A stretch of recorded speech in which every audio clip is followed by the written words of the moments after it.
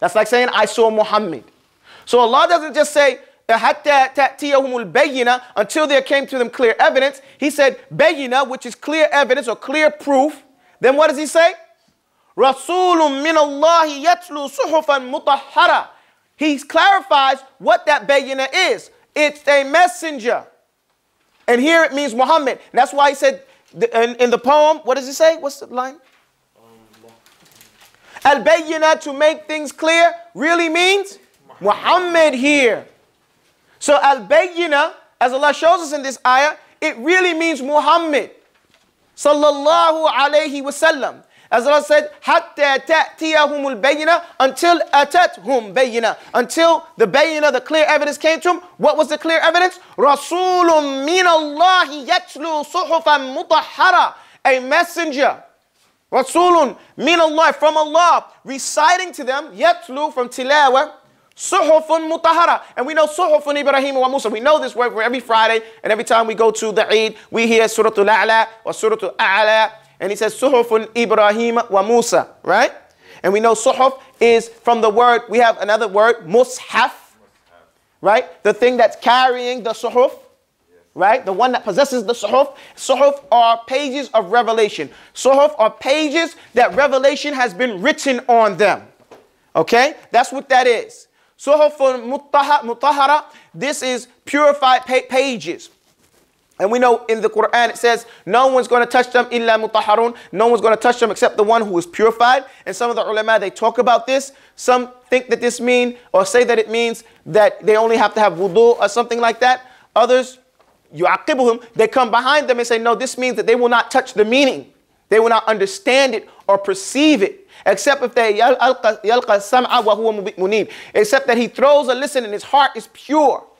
Okay? And he sincerely wants this thing. The second meaning is the one that is most preferred, as you have Imam al-Nawawi. He writes in his book, and Imam al-Nawawi, rahimahullah, was a famous scholar.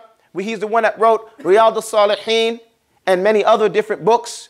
You know, the Al-Bayyina Nawawi, the 40 hadith that are most famous and used as pillars in Islam. He wrote another book talking about Haml al-Quran, the adab and carrying the Quran. And he stated in it that you can read it and not be in wudu. You're not doing something haram. In fact, you're just leaving off what is better in this regard. And he was mentioning this right here. So when it's talking about purified pages, these pages have the Sharia of Islam on it. And it doesn't mean that you can't touch it if you're not purified from the wudu sense, but that your heart is not pure. You won't understand and touch on its meanings, and Allah knows best. In his articles, when they have different speeches like this, and Allah knows best what he means in his word. So we go on. Do I have any questions at this time? فيها كتب قيمة. Again, the books, chapters in the Quran, and Kutub al-Qayyimah is also reference to the other books that have come before. All the other books that come before, the Quran encompasses them and brings forth what is from their meanings that we need here for present day Sharia. Then it says, وَمَا تَفَرَّقَ الَّذِينَ أُوتُوا الْكِتَابَ إِلَّا مِنْ بَعْدِ مَا جَاءَتْهُمُ الْبَيِّنَةُ. Again, and they didn't separate. الَّذِينَ أُوتُوا الْكِتَابَ إِلَّا مِنْ بَعْدِ. They didn't separate, they didn't divide with regards to the Prophet Muhammad sallallahu alaihi wasallam, again, reiterating that point, and choose these different ways until after they had come to them the Prophet sallallahu alaihi wasallam. وَمَا أُمِرُوا إِلَّا لِيَعْبُدُوا اللَّهَ مُخْلِصِينَ لَهُ الدِّينَ. Let me stop right there. And it says, وَمَا أُمِرُوا. Here, the people who are being referred to that were ordered are the Jews and the Christians and the other people, that all the other different Sharia that came, they've all been ordered with the same thing. That same thing is لِيَعْبُدُوا اللَّهَ مُخْلِصِينَ لَهُ الدِّينَ. And it doesn't stop there. Actually, it doesn't mean, حُنَفَاءَ. Let me start here. مُخْلِصِينَ لَهُ الدِّينَ. We have to write this down. Mukhlis. So what does mukhlis mean? So sincere, being sincere to Allah. Okay? What they call these the three foundational principles.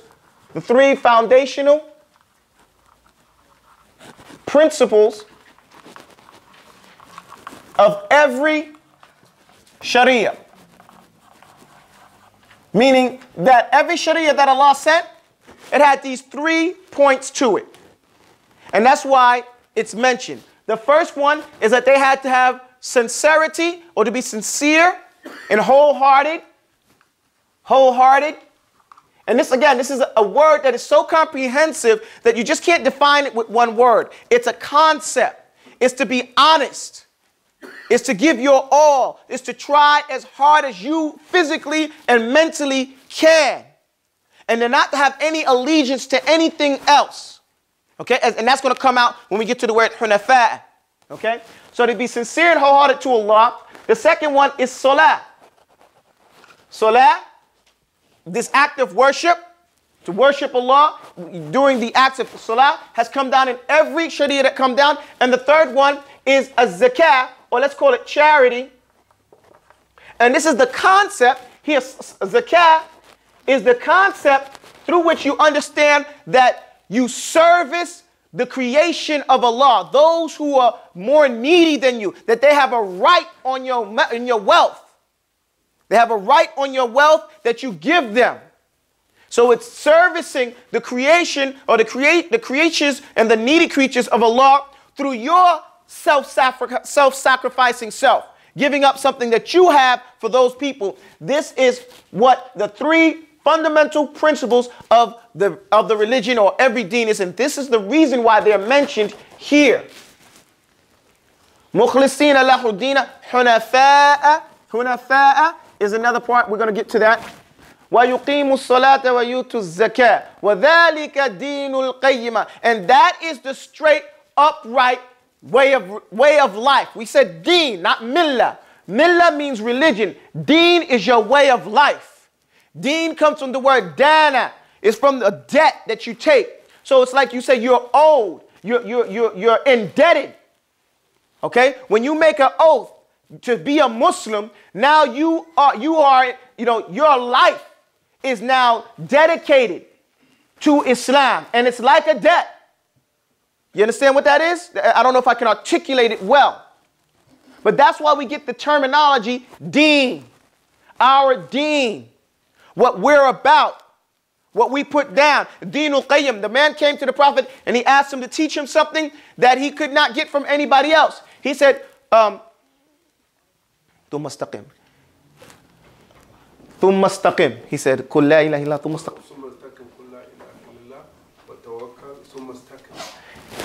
I forget the beginning part of it, but he says, but basically it tells him to, after taking the shahada, after, saying La ilaha illallah, I believe that's how it starts, Wallahu alam, thumma istaqim, then be upright. Okay, after that, and the word is istiqama. And this word, istaqim, this is the part that I'm sure about in the hadith, to be upright, and it's in Riyadh al-Salihin. What the ulama talk about this word, they say that your actions have to have fruit. Your actions, you say you're Muslim, you say you're following Surat al-Mustaqim. If you're being upright, the fruits of your iman, I shouldn't have said your actions, your iman, the fruit of your iman are your actions. And your actions should conform with that which Allah subhanahu wa ta'ala has ordered you to do. If your actions do not conform to what Allah subhanahu wa ta'ala has ordered you to do, and they fall outside of that, then you see that your iman has no fruit. And we don't like a tree that bears poor fruit, right? We want the tree that gives us good, healthy, good tasting fruit, okay? Do I have time left? No. Okay. Alhamdulillah Rabbil Alameen.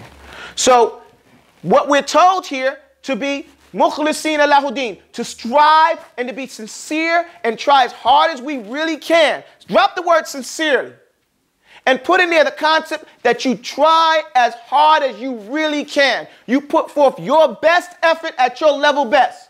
Mukhlisina lahu din, to fulfill that debt that you are indebted to. As Allah teaches us that everybody's soul is raheen, and everybody's soul is in like a pawn shop. You get it back when you come Yawm al-Qiyamah, on the day of the debt, when everybody looks at and there's judgment being called on what you did with your La ilaha illallah. Okay? As everybody says, La ilaha illallah is the key, but every key has teeth to it. And if you don't have the right teeth on that key, it's not going to open the door. And the teeth are your actions.